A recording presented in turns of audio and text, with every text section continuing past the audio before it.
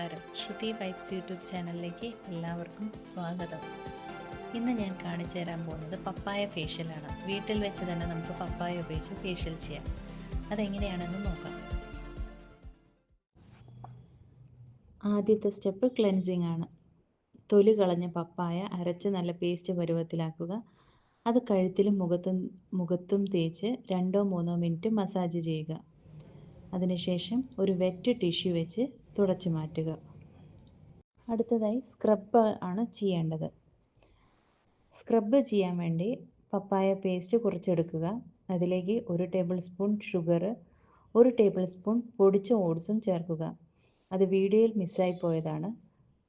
ഞാൻ അതിൽ ഓട്സും ചേർത്തിട്ടുണ്ട്. എന്നിട്ട് സർക്കുലർ മോഷനിൽ 5 മിനിറ്റ് മുഖത്ത് പുരട്ടിയിട്ട് സർക്കുലർ മോഷനിൽ 5 മിനിറ്റ് സ്ക്രബ് ചെയ്യണം. അതിനുശേഷം വെറ്റ് ടിഷ്യൂ വെച്ച് ക്ലീൻ ചെയ്യാം.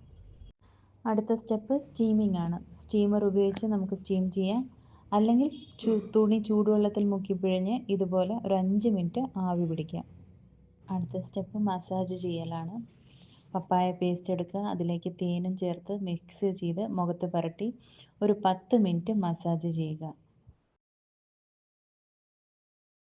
മസാജ് എല്ലാം ചെയ്ത് ഫേസ് ക്ലീൻ ആക്കിയതിന് ശേഷം അടുത്ത സ്റ്റെപ്പ് ഫേസ് പാക്ക് അപ്ലൈ ചെയ്യലാണ്. അതിന് വേണ്ടിയിട്ട് പപ്പായ പേസ്റ്റിലേക്ക് കുറച്ച് തേന്, കടലപ്പൊടി ചേർത്ത് നന്നായി മിക്സ് ചെയ്ത് മുഖത്ത് അപ്ലൈ ചെയ്യുക. ഒരു 15-20 മിനിറ്റിന് ശേഷം മുഖം തണുത്ത വെള്ളത്തിൽ വാഷ് ചെയ്യാം.